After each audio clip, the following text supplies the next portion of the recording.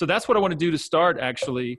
The way I like to do this is just, I'm going to read your bio, but in the meantime, though, we're just going to, kind of embarrass you a little bit by just throwing up your picture while I read that. Can you see that okay? Yeah, I'm happy I didn't wear that shirt today because that would have been weird. Right. So we're gonna get into these shirts in a minute because the shirts are a big story, I think, there's no question. And you've inspired me to find something I can immediately stand out with. But so Chris is the Chief Business Officer at media tech startup Whereby.us, or Whereby Us, as we say, an active investor and advisor for startups and social impact focused philanthropic community leaders. So I can't wait to talk about your social impact focused investing and activity that you do in the startups and companies that you're a part of. I think that's the really cool part of your story. Before joining the team at Whereby Us, he spent 8 years at 1-800-Flowers.com, expanding their corporate partnerships and digital gifting business across several roles in the organization, going from 500 million to 1 billion over those years that you were there. On the community side, Chris is a founding partner in Social Ventures Partners Miami, a nonprofit fund focused on strategic investments in Miami's social impact organizations, which launched in 2017.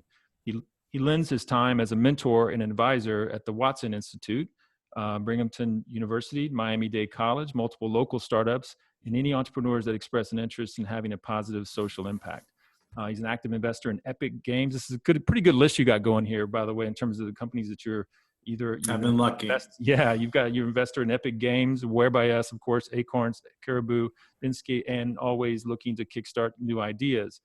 You have an MBA and a BS from Binghamton University, probably mispronounced that, and resides in Miami with his wife, Randy, and son, Ryder, with his vibrant collection of Hawaiian shirts, which you haven't missed a day wearing one of these shirts since December 1st, 2016. Well, tell me about, real quick, December 1st, 2016, what was going on November 30th? Like, was this a Christmas gift, or what's going on with that date?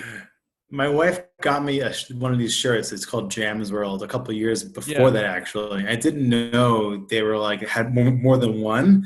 Yeah. And I had met Shep Gordon the week prior to that. You know who Shep Gordon is? He's like the major artist manager and music manager and chef manager. Anyway, I was at his birthday party randomly in Miami, and he pulls me and said, "Hey, is that a Jam shirt?" I go, "Yeah." "How do you know?" He said, "My neighbor owns a company." I'm like, "There's more of these shirts?" He's like, "Yeah, there's thousands of them." I said, "Okay, so I'm going to start buying them on eBay." So I bought 10 that night, and they came literally the next week, and it was Art Basel. So I'm like, "Oh, Art Basel, perfect time to wear some artsy shirts." So I started wearing these shirts, and literally everyone just stopped me saying, "Hey, that's a really amazing shirt." I go, "Thank you." And then instantaneous new person to talk to and have an easy open line. So I'm like, maybe I should just wear these as my uniform for a little bit and see how it goes. So I did. And I started buying more and more of them. And they have a crazy amount of collections from the 60s on until today. So my closet pretty much got stocked up. And about 5 months into it, my dad had lost his memory. He has since got it back, but he didn't know who anyone was for a good couple months. Okay. So, but he knew the shirts. He's like, "I know that guy. That's my son. He wears the shirts." Really? So I was like, "All right, now this is just a thing. I'm going to do this forever." At least my dad gets his memory back, which he got back a couple months later. And now I just haven't stopped because there's so many benefits to having a uniform that I can go on about that. Oh man, first of all, so many things to unpack there. First of all, I love the idea of a uniform. Obviously, less to think about. I try to do that myself. I've got 7 shirts, I think, and I just rotate through those 7 shirts, and I've maybe even less pants, right? I love that. Honestly, who's wearing pants these days? Oh yeah, quarantine. Yeah, right. You're right. You're exactly right. But I just love that piece. But then to have something that's so signature for yourself, I think is pretty cool. But that's a big, bold move, man. Were you kind of a loud dresser before that at all? No, I'm a New Yorker, so I moved to Miami 8 years ago. Yeah. And I don't think I've been doing this in New York unless I was really in the creative world. Yeah. And in Miami, there's kind of no rules here. Yeah. And I work in media, so it's pretty much I'm building community wherever I go, and it helps me just get recognized. I remember that person, and first of all, it's wonderful. First of all, I mean, you come instantly. The interpretation is this is a nice guy, and this is a fun. First of all, you already, you have a nice smile, all that stuff, but this is somebody that is going to be friendly, and I'm going to like automatically. So that's kind of cool, right there. get a relationship started. And what a cool thing to stumble across. I guess I can't do it now, right? So now that you've done you can do it. No. I'm trying to get more people. Just take it, run with it, because literally everyone sees you and they smile. And if you can start that relationship with a smile, it's much easier to become friends and just have a nice smile to go home with. So hey, someone got a smile, great. I'm pretty happy with that. The one you've got on today is not exactly Hawaiian. It's kind of like a 90s thing going on. What's the They kind of got off in this like geometric patterns in the 80s and 90s, which I actually tend to wear more of now. Okay. They kind of go a bit easier with everything. And the Hawaiian shirts I save for weekends. So I go floral on weekends, and weekdays I'll go like geometric and like artist design type stuff. So yeah, there you go. There's a piece of content from the Miami Herald a couple of years back, and that's my collection, and it's grown ever since then. Now I have a whole closet, nothing but those shirts. Literally nothing else. This is great. You can't find a button-down shirt that isn't a Jam shirt. If people don't watch anything else from this show, just the idea of getting some kind of unique identity, no matter what it is, I think is a cool thing. Whether it's your shoes or your shirt or you got the hat or the thing, or just it could even not even be a physical item of clothing. It can just be being known for something. Make sure it's a good pick. But it's standing out and separating is it's super important. I kind of say you have to go find your Hawaiian shirt. And it doesn't need to be a shirt. It could be literally anything that you do that is consistent. So when you do a consistent, thing or thing that you're known for, it really helps you stand out. That's really important to remember. And it can be anything. It can be like, hey, I'm really good at doing podcasts. I'm really you're the podcast guy, or you're the podcast guy. I'm really good at making playlists on Spotify. You become the Spotify playlist guy, and everyone goes, hey, I'm going to that guy for music. And that really gives you something to lean on, no matter what you're doing in your whole life. Well, for sure, then the big takeaway of that is to make sure you pick something that you really love, because once you get pegged on it, it's going to stick, right? And oh man, I'm the English muffin guy. Oh no, I have to eat English muffins every day of my life. Well, Chris, this is awesome. We're going to take a quick break. We're going to do a quick thing with my sponsor, and then we're going to come back and we're going to dive in Where by Us, and I want you to tell us all about it. But then here's the other big preview for the show, right? So the big message of the big theme of this interview is really going to be around advice that we can give people in today's economy. And you brought up this topic when you and I talked in advance about our topic, this idea of social capital, and the idea that a way for folks this is not a great selling environment right now, right? So the idea that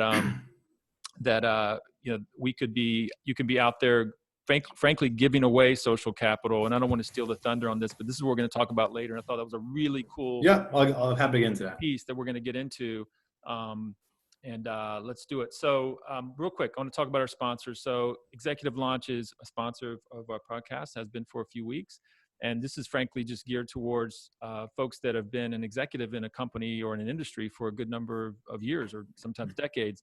And I know a lot of these guys and gals, men and women professionals who have poured themselves into their industry, into their companies, and have learned their space and their product and know it inside and out, have built all those relationships, and frankly make great money and a great living, but know that there's more that they can do, and they frankly wonder if is this really where it's going, and do they ultimately get to make their highest, best use and full self-actualization, as I like to say, and be all that they can be with full potential. And almost all of these folks that I talk to kind of dream about being a startup founder, or the idea of launching their company. It could be anything from I want to be my own boss, get tired of the politics and working for other people. It could be as simple as that, just opening up shop for yourself, right?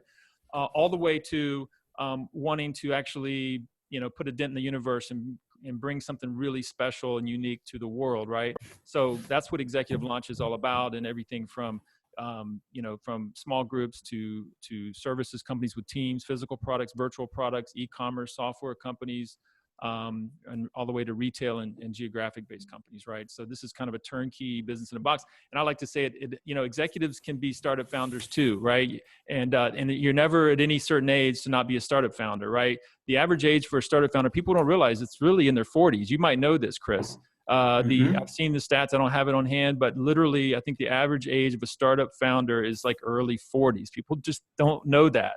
but it's actually true with like kids and stuff. And like, that's really where it happens, because they've gained the confidence and the experience, and they've probably gained a little bit of a nest egg that they can work with, Right. the clients and the network, right? And the confidence, right? So that's what executive launch is all about. All right. Okay. So Chris, I want to get into Where by Us. And again, I can't wait to get into this idea of social capital and all that, some of your personal missions in life, which is going to be great. But before we get there, let's talk about Where by Us, what it does, the product, the company. I see you're raising money on republic.co, but you've already got a good amount of money raised, I also noticed, and you've got some name brand investors already in this deal. So anybody that gets on this now is really joining a great group. So tell us about Where by Us. Yeah, we actually just closed today, so it's great. Capped off. Well, then I'll just close this and we'll move on. No, we did good. We did about 150K on Republic, and we're going to raise probably around in the coming months to do a Series A. So good timing to introduce people to our platform. We have definitely innovated from our prior platform to becoming more of a back-end SaaS for all newsletters. So building a content brand is like really hard, especially now, and even having old ones that are legacy brands, they don't really invest a lot in their community growth or newsletter growth. Usually that job is like left for dead. So what we've built is the back end to help you drive growth and also drive money to sustain your growth by making this platform for putting sponsors into your newsletters, as well as working with them in a full, kind of, when I say SaaS, there's two SaaSes. One is software, which we built for the back end, and the second one is a sales team as a service. So we give them a full sales team to run and sell their sponsorships across their entire media company. A lot of times folks, that the newsletter is kind of like a last resort, so you don't really sell it. It's kind of like either free or they put it ad free. And we've seen our 5 brands that we own, we used to be just be a publisher, now we're becoming the back end for publishers. They solely lived on just newsletter sponsorships, which you can do and pay a salary of 1 to 2 people, which is wonderful. So we're launching this actually in 2 weeks for our first customer, and we have a very long wait list and signed about 10 already to contracts to be our second cohort. So we're really pumped to have this in the world. And anyone who wants to apply to be a partner with ours, will have it be a very public-facing platform probably in 6 months from now. Chris, so really excited. Chris, and it's fantastic. I have a question. So are these newsletters, I think I know the answer to this, but are these newsletters, do you help me monetize my newsletter in my community, or do I join into the one that you already have?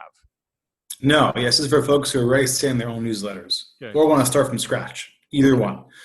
We've built all the templates to help you scale and grow your business to becoming, one that can be sustaining. So you bring your audience over to our platform, and use all of our tools that we built for our current brands. So basically our owned and operated companies that we own that are 5 publications are now on our platform. And for years we had a tool set that we offered to them, but it wasn't public facing. So after being asked many, many times by partners, hey, can we use your back end? We're like, no, not really. We're like, well, now is the good time anyway to say, hey, let's actually make it public.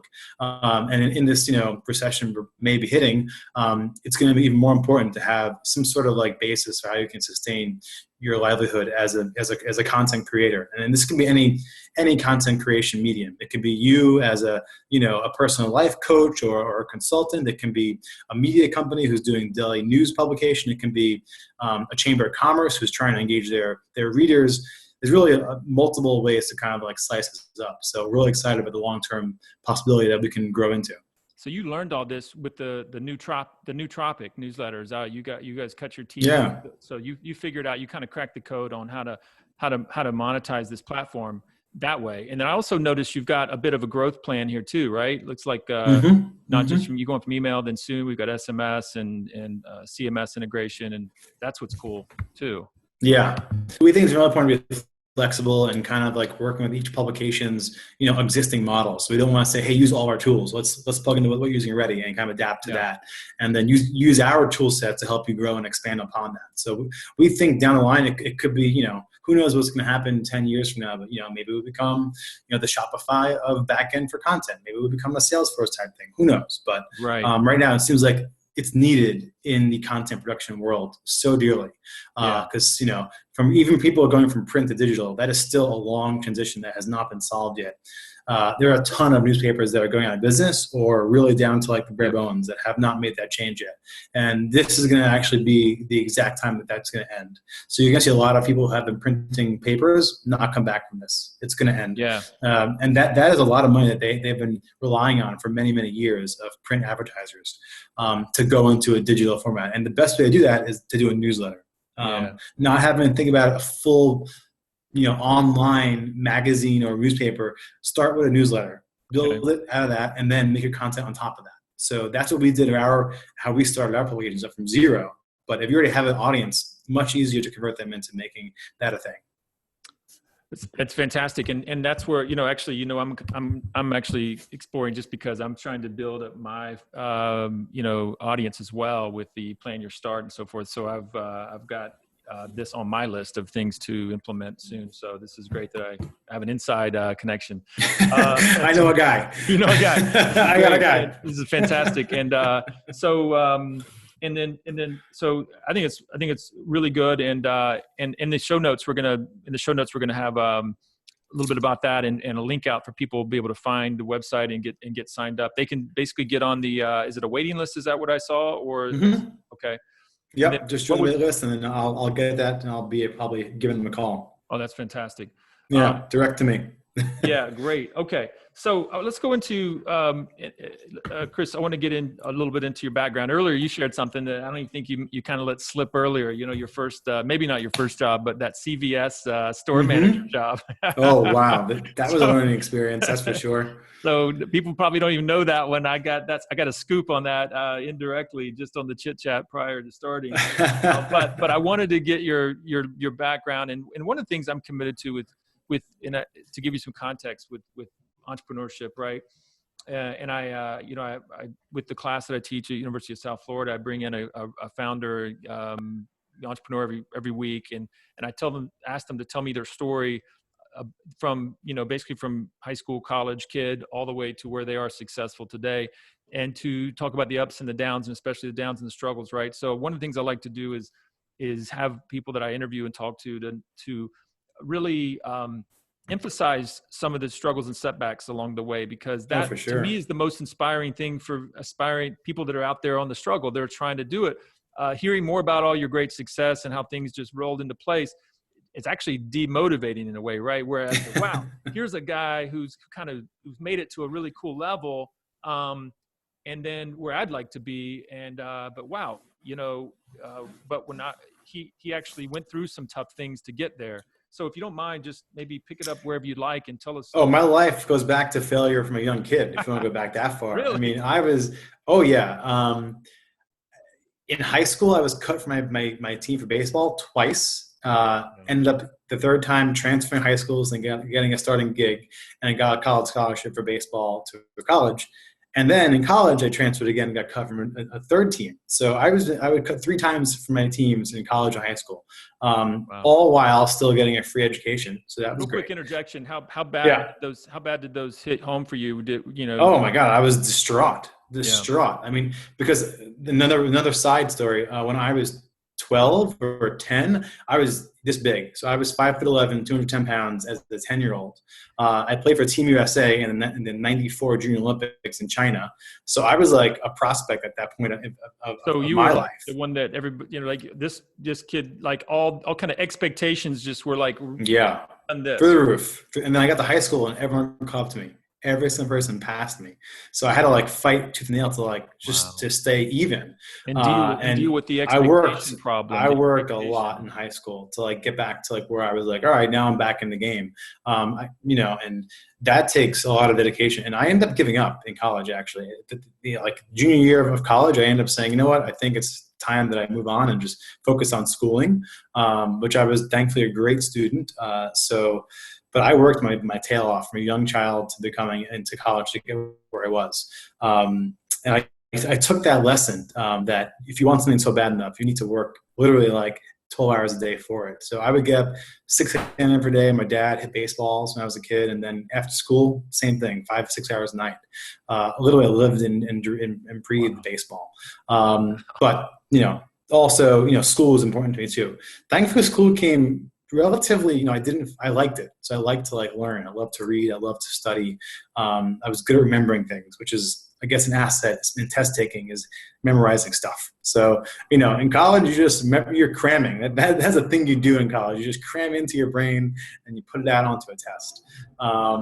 But I wasn't like this. I wasn't like the leading scholar in college. It was good, but not great. Yeah. But then I had 6 or 7 jobs before I found my calling now, which is Where by Us. We're 5 years in now. But my first job, as I said, was at CVS Pharmacy. I was in the manager How do we training go from program. CVS to entrepreneur? Startup. Yeah. Yeah. Well, it's funny. All my jobs were entrepreneurial, actually, in big corporations. So at CVS, I was in the training program to become a manager at the store. So my job was to go to every store that was failing and turn it around and learn from what they were doing wrong. So I was my first store was Times Square, Manhattan, 24-hour store. So seeing like what a mess that place was and how they were going through dealing with like literally every day was a crisis. Like someone was robbing us, someone was homeless sleeping in the corner. Employees were revolting, employees were fighting each other, not coming to work. I'm doing We're 5 stealing jobs from at the once. store. Stealing from us. My friends would come and steal from 2 a.m. like rob me from like only drink some snacks. So I learned literally every lesson that you learn in running a business in those first 2 years of working, which also made me know that I don't work in retail ever again. So that was a lesson that I had to learn early. Retail is one of the hardest jobs to be in. I think most folks don't understand retail and restaurants because you're getting all people who are coming at you cold. You have no backstory of people coming into your place before you get to them. Well, I know some venture capitalists famously won't invest in someone unless they've been in food service or retail as a young person, right? Because they just you didn't prove you didn't really prove your stripes. You haven't proved your stripes enough if you haven't done one of those 2 really tough jobs.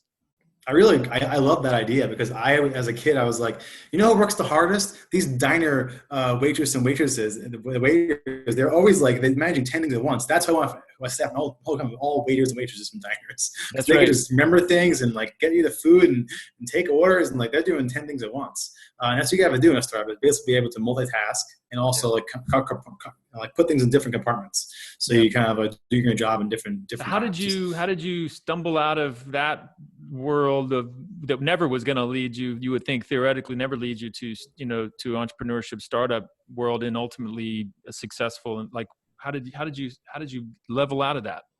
Yeah, I ended up taking a job at a startup with my friend from college, which was a terrible idea. Never start a startup with your best friend from college.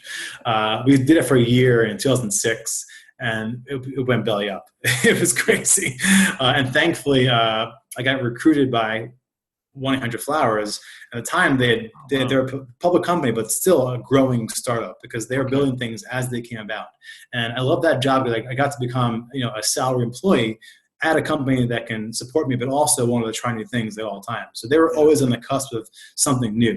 They were the first company to do customer service over social media. They were the first company to make digital flowers and sell them in a Second Life environment. They were the first company to basically kind of like build a product suite on an e-commerce business that was not even existing back then. So they were, websites were not a thing in the 90s that were selling this stuff. They said, we're going to buy this phone number, right? This crazy phone number. Yeah. And link our flower shops to it. And then, hey, let's go buy a website. I remember a lot of that. You're right. They have this really kind of their name to me just almost doesn't sound sophisticated. Sorry. No, but they were always doing like interesting things. I remember that about the brand. I really do. They understood SEO before it was even a thing.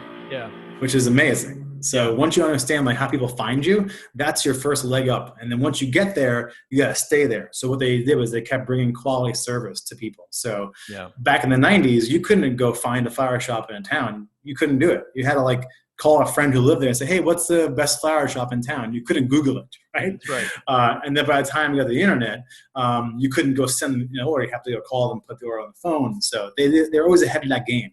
And now they own like 15 or 20 companies under one umbrella that all kind of the entire gifting system that they have set up now is really smart. So they've thrived throughout ups and downs. And I was there during the downturn. So I saw that business tank. Wow. So you were there during a downturn, but then somehow you started rising in the ranks, it sounds like.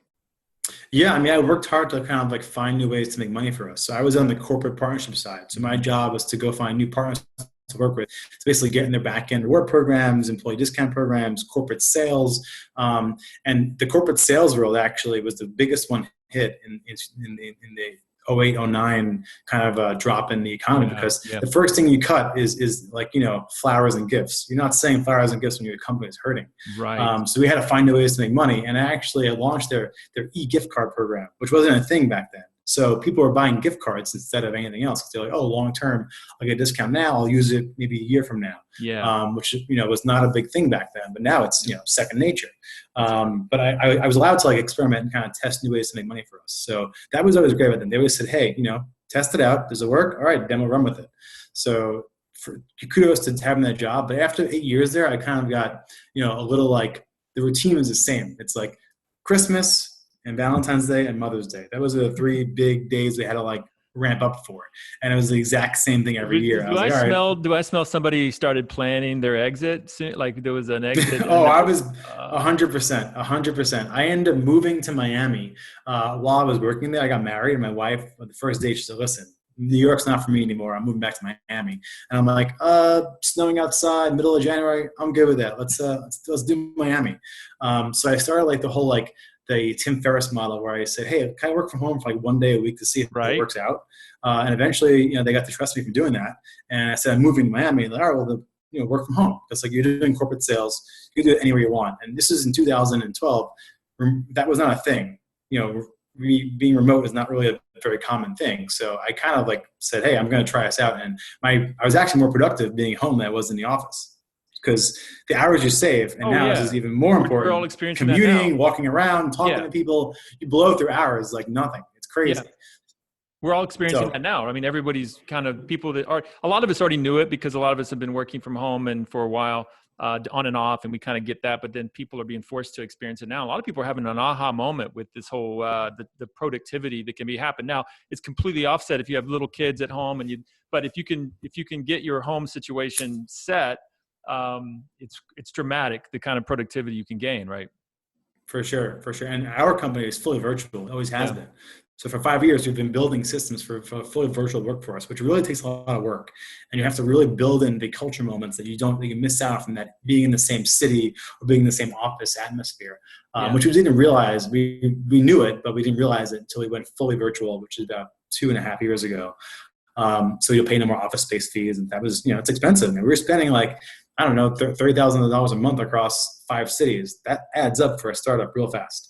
Absolutely. So you managed to get yourself working from home at 1-800-Flowers, but at this point you had gotten some leeway because you were kind of a results producer, and you leveraged that into getting a great flexible work setup, right? But sounds like okay. So but you had a next move in mind. Right? I did. I had left them in 2015, and right after the Christmas holiday, I went to start up an agency in Miami for a New York company, which did not go well. I failed terribly at it. I was not good at selling agency marketing work at all. Wait a minute, you kind of just made the quit to step out there and start something. And that's what you did. Is that right? I did. I mean, I had a really good job there. I was making 6 figures for many, many years. And I took a chance to say, this is a new company I want to start in Miami. I wanted to get involved in the city I was living in. I got kind of like stir crazy by not being involved in the place I lived in. I wanted to get my hands dirty. So I decided to take the job and say, I will start this thing for your company. I was fired within 6 months. I was just didn't know what I was getting into. I had no idea what I was doing, like starting from scratch and selling an agency model of business. I was like, it'll take me 2 years to learn this. And they didn't have that time to give me. So this is where I've got to do a shameless plug for myself, which I don't always do. Hey, go ahead. So the book that I just wrote. There you go. The book that I just wrote, right? So what I like about this is that now, first of all, you've now officially hit my list as having one of my great quit story people that I don't always know who they are. I'm collecting those people because I'm going to launch a separate podcast that's going to be like audio only and a more classic produced podcast of quit stories, right? But you've got a great one here. But what I love about your story is that you did everything like you kind of wish you'd have gone back. You wish you could go back and do it a little differently. Like you were destined to leave. It's just a matter of you could have picked a different thing and a different approach, right? Like that's the only thing. 100%. You had everything else except for the right thing to do. Definitely. Well, I took a chance, and it was something I wanted to learn myself. I wanted to learn so much about digital media and how agencies work and how they work their brands and how they expanded things. Like the whole tech behind that, I really did not know. So I got a boot camp in it for 6 months, and they paid me very well, so that was great.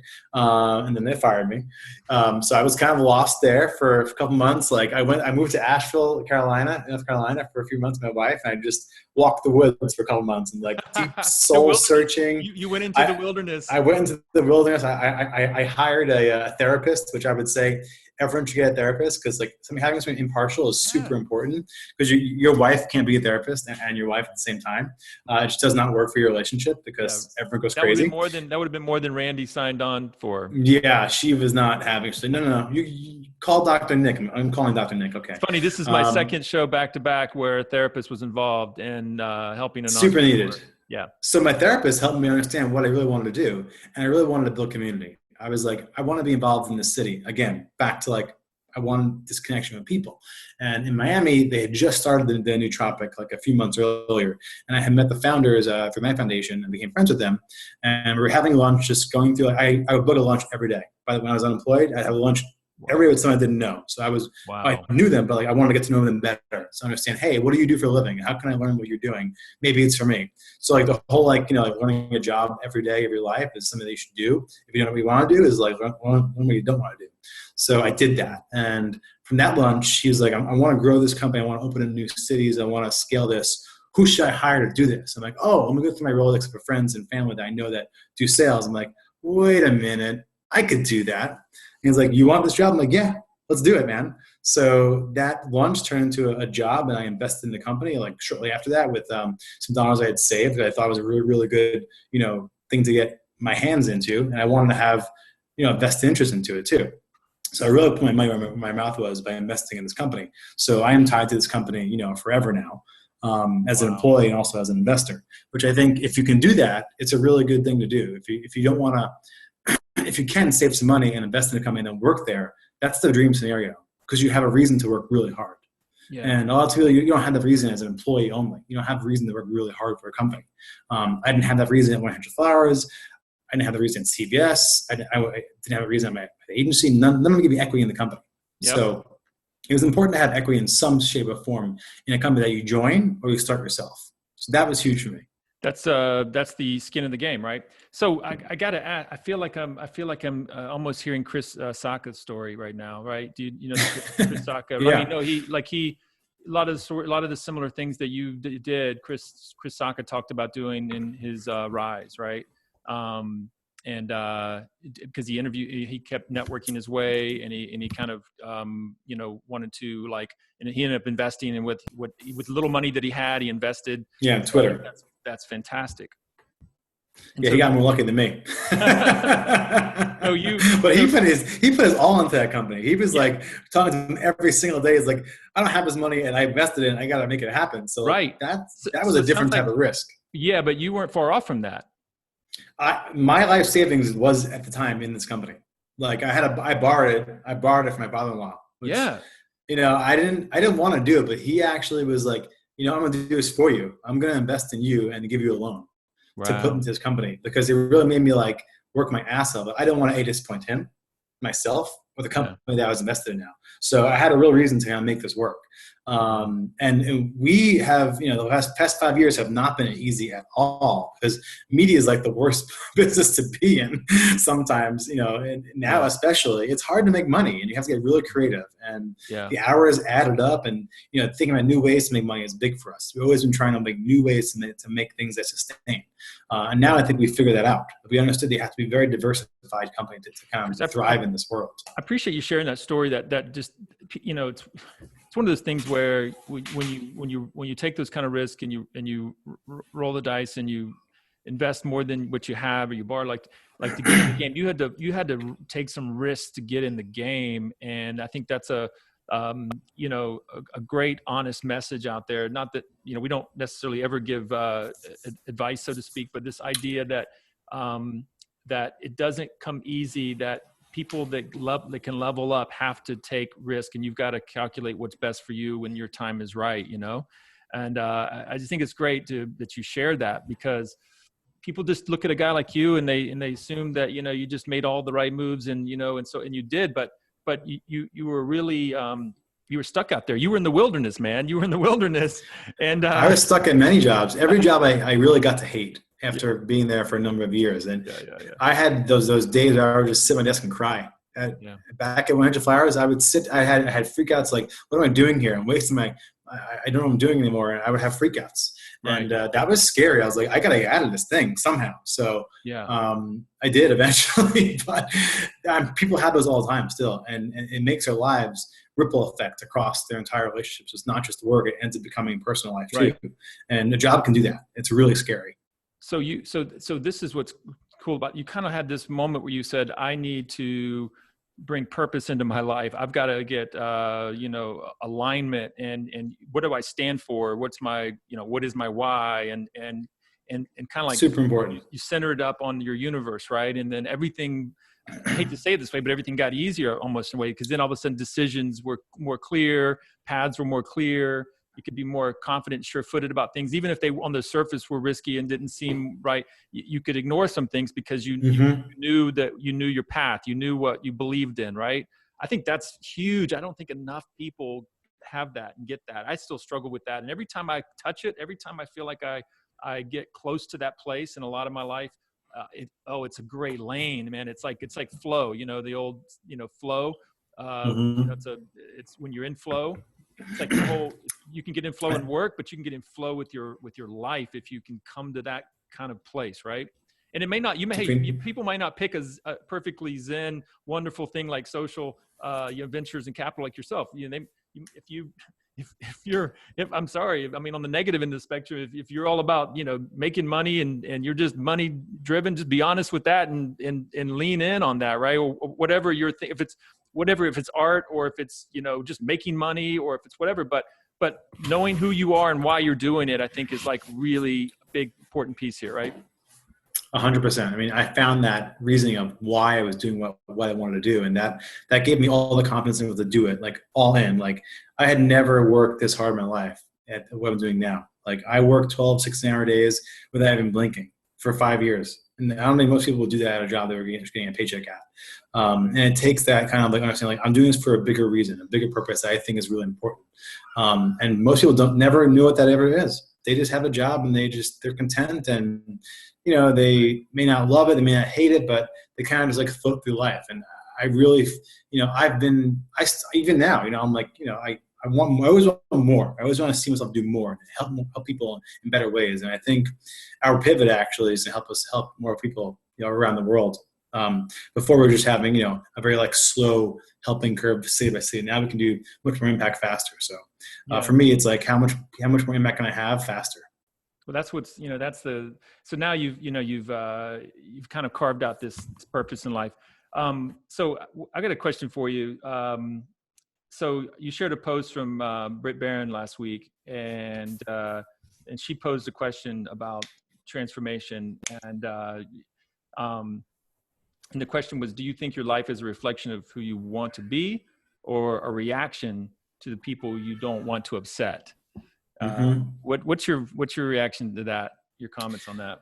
So many years. You shared last week, right? Yeah. Yeah. I mean, so many years I was hiding my real self. I mean, you're getting the raw me right now. This is me. But the New Yorker me was not the real me. And even when I moved here, I still was not the real me. I was like hiding behind, like letting myself really be like out there and like open. And once you tear off that Band-Aid and become your true self, there is limitless opportunities for you because you don't care what anyone else thinks about you anymore. And that's the biggest thing is like stop caring what people think about you and be your authentic self, whatever it is. And once you do that, the people that you want to be around you will start to gravitate towards you. And when you have that power, that is the most important thing to have. Is like knowing who you are, knowing what you're all about, and then you choose who you want to have around you. Before that, you've been trying to you may be in a small town in your brain mentality where you're like, I have these 10 friends, that's all I'm ever going to have. So you're almost going to move out of that small town in your brain into like the large universe of what we have in the world these days.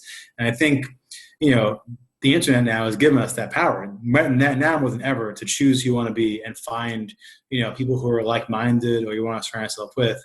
Before, you probably couldn't do that. 30, 40 years ago, it was hard to do that if you're living in one place. You had no other outs to travel or experience people and find them out. Like, good luck. I mean, I don't know how people did it, but they did it. Now there's no more excuses. There really is no more excuses to being afraid of that, of taking that Band-Aid off. And that aligns great with Where by Us, right? A newsletter in and of itself, by definition, is you and your following and you being you, so that people are digging on you, right? They're digging on whatever your company stands for, your product, and whatever you're putting out there in your newsletter.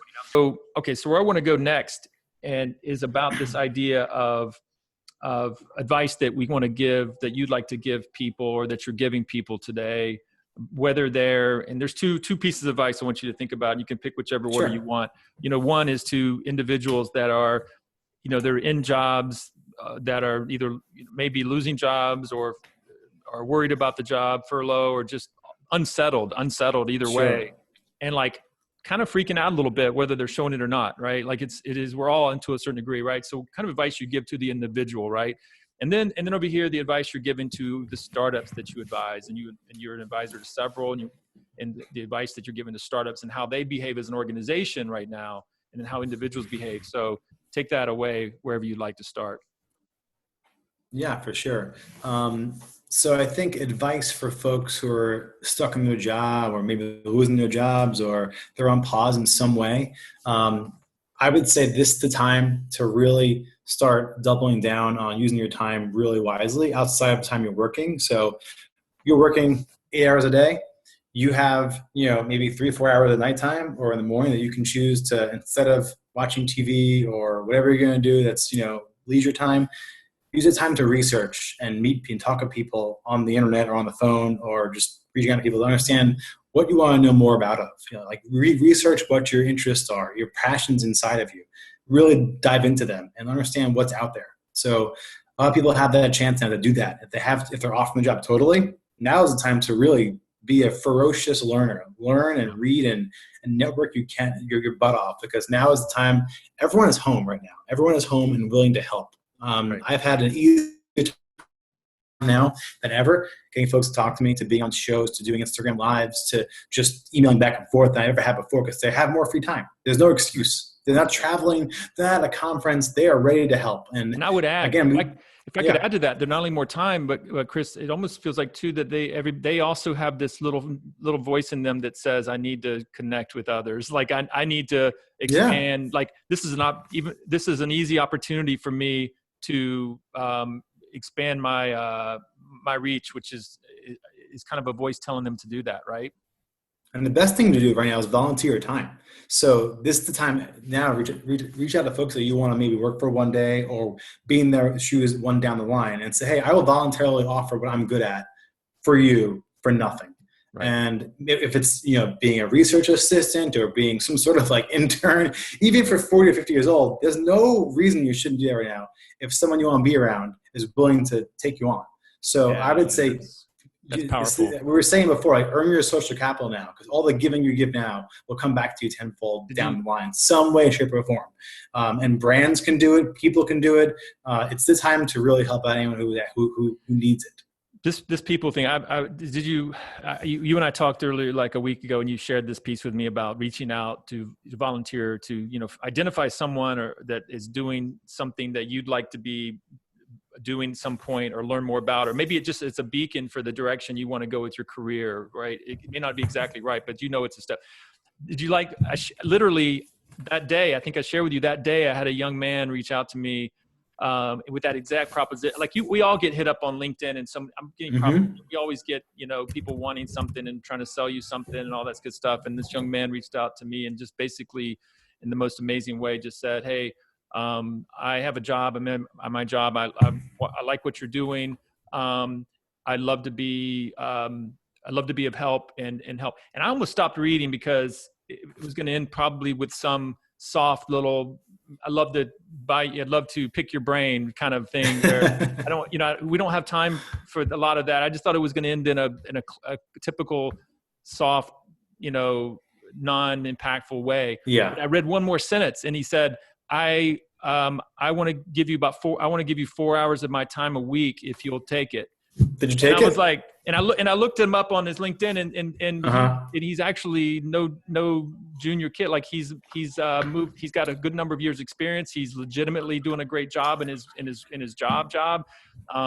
It's like, I was like, wow. Like, and you can imagine now too, people don't realize like how grateful I am. Right. Like, so he doesn't get treated like an intern. He gets treated like gold, right. Like he's a partner with you now. He's a partner. That is a wonderful time to do that. Yeah. It's incredible. Most people don't follow up. That's a problem. Yeah. People don't understand, like when someone says and they say, hey, give me a call or I'm open to helping you. They don't follow up with you. It's really wild. Like I'll do talks with people and there'll be like 20 students and I'm saying, here's my email, send me a note. And like, no one follows up. I'm like, that's strange. Like, what's going on? Like you guys got to have something you want to talk about or like dive into or can I help you with something? Yeah. But people are scared. The ones that do, they thrive. Right. And this idea of leading with value, I think is the big message that I heard from you. Like, I'm not looking for you to help me. I want to help you first. Like, and I'm not even going to be specific. Like, I am willing to do whatever you need. I want to help you. Like, that's a dramatic cut through the noise kind of a message, right? Mm-hmm. Because so many people offer to help me, but they want to help me do the thing that they basically is their thing that they already do, and indirectly is trying to get me to do their thing. They want me to do something that they know, or that they maybe, even if they're not selling it, but instead of getting in my world and understanding what my priorities are and what I really need help with, trying to sell you the other thing. Yeah, a whole different viewpoint, right? I think it's just so powerful. I've been so inspired by it. I want to use it in myself. Like I'm already targeting a few people right now that I want to offer a little bit of help with and find out what they need, right? So anyway, I thought that was just incredible. I couldn't wait for you to share it on this show. As far as startups go, what is the advice you're giving startups as a group? I mean, I advise 7 startups, and every conversation has been the same. It was first, take care of your team. Take care of your employees. Make sure everyone is taken care of, whichever way you can do that. Conserve them as much as you can. Give them the leeway to have a life that's probably going to be much more fuller now because they're probably home with their kids or situation. They need more time to themselves. Give them that leeway too. So make sure they're taken care of. Keep as many as you can. Conserve as much cash as you can right now. So cut down any non-essential expenses. That is super important. And then this is the time to really think about your business model. Like what is essential and what's not essential in what you're doing and what's driving the most impact. Go to that rule of 80-20. What's bringing me the most impact? Double down on that. Cut out all the non-essential stuff that you can right this second. And then think from now, what's going to happen now that's going to change for the next 6, 12, 18 months? And what can you capitalize in the short term that can become an asset for the long term? So we did that. Prime example, our company pivoted in the middle of this to becoming a backend for all newsletters because we saw that, hey, a lot of papers are going to struggle and maybe fold, and they need someone to help them keep the lights on in some way, shape, or form. So find out what places are really in the most need, and if something you do to get involved in that world and help them maybe get out of it, that's a new business line for you. So now is the time to think about ways to innovate in as much as you have time to do. Right. But don't take too much on. Pick one thing. Right? Yeah. Don't do 10 things. Don't have 10 projects. Have one. Right. And have your team bought into it too. Really take time to open up your back end of what your company is going through, saying, this is how much money we have in the bank. We have this many months to live. This is what we're doing. We have to get to X number of milestones to move on. Right. And some startups are in that situation. They only have 6 months of money in the bank or less. They all apply for the loans from the government. A lot of people didn't get them yet because they ran out of money so fast. So actually on that grant program for the PPP, apply through a very small credit union or a small bank because they have less competition. That's right. We were lucky to apply for one and we got one because we went to a much less, larger bank. So if you go to Bank of America, they have millions of people applying. We went to a small bank actually in Tampa that helped us out, which was great. So you have to maximize also. Now it's time to double down on your relationships with people. So really, really invest in people that you want to work with for the long term. And as a startup, that's your investors need to come now and help you out. So it's not just money; it's more their network connections and their expertise. You should be having calls with your advisors every two weeks at minimum, and your investors every 2 weeks at minimum, saying, hey, this is what's happening. This is what the update is. Like, really keep them involved, keep them close to you, because when it's time to, you need a lifeline, those are the folks that are going to become your savers. Yeah, you just said a lot there, man. And that last part about staying in touch with your advisors, your investors, is a really important one. It's something we always coach our founders at the Wave, Tampa Bay Wave Accelerator, where that I spend time with our startup founders, and that's one of the things that often gets forgotten, and how important it is to your point later. You need them later, so you need to dig your well before you're thirsty, and keep those relationships going. Something else that I think is important. It's kind of a negative thing, but I like to use it like you need to go ahead and create artificial urgency. You may have real urgency, but you need to create as much artificial urgency as you can in your life and your 100%. organization, because you'll be so glad you did later. And we talk about it in the previous shows. If plan for the plan for work, expect the worst. Whatever. I forget how I say it. I think I messed up. Plan for the worst, expect the best. Thank you. Right. Yeah. But actually, neither one. Plan for the worst, expect the worst. That's what I was getting stumbled. Oh, okay. It's really both, right?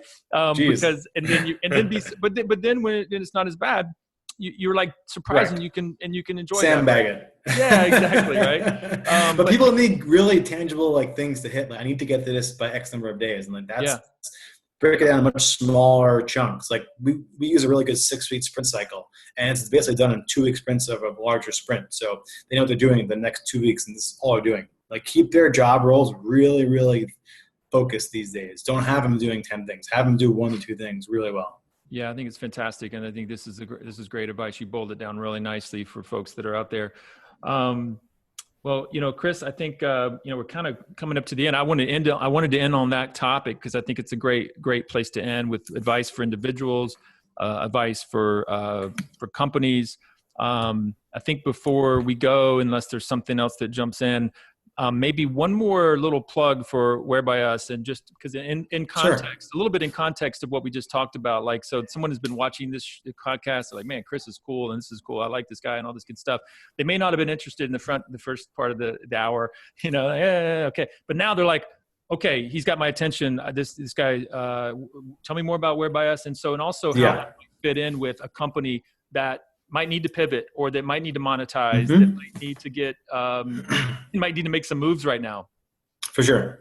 So on the Whereby platform, I really want anyone who is a content creator or has an audience on email to call us or answer our waitlist queue, because now is the best time to kind of maximize your relationship with your community via email, via text, and via content creation. So there is literally no, business I know of that doesn't operate on content or building a community. Those are your two essential things. They should be. 100%. You need to act like a media company. Even if you're selling a sweatshirt brand, I don't care what, you need to build a community of people, and you need to build the way you engage them through making quality content that was made for them. So knowing your audience is super important these days. So I welcome anyone who's doing that type of business to apply for a waitlist, and I'll see it directly. So it's whereby.us/waitlist. And how do they and what's the monetization piece of that? Just describe that for me one more time. Yeah, so we're starting our first tool here on newsletters and sponsorships for newsletters. So if you have a newsletter you're sending out, there are ways to have brands that are aligned with you sponsor your work. And then, for them, they're advertising what they're working on. So it's more of aligned brands that make sense for your audience. So if you are a sweatshirt brand, you want to find maybe other, folks who are in that culture world to sponsor your work that may be aligned for your audience. So there's really the options for people right now are pretty open, and the startup is never easier these days. To start a newsletter, you can do it within one day. So start getting people's emails and their phone numbers. That is the biggest thing to do right now is get your audience's emails and phone numbers, and start a very intimate, open relationship with them via sending them updates, content, things to do, ways to improve their lives, be helpful to them. So again, that going back to being helpful is what you can do right now. They'll help you thrive right now to get through this insanity we're in right now. Yeah, Chris, that's fantastic. What a great way to end it. The only thing that's left I have to ask is, I did not realize that you had such an amazing quit story. We could do another one if you want. Well, no. I told you I'm gonna have a parallel podcast soon where I'm gonna get into the detail of that, because it supports my book and what I'm doing. And but it's gonna be probably the audio only classic kind of way. But that's my only ask, is that I can, that you come back and do that with me later in the year or something. Is that cool? For sure. I'm happy to dive into I appreciate it. The best part it's about a bit longer than that, so I can go into all the details.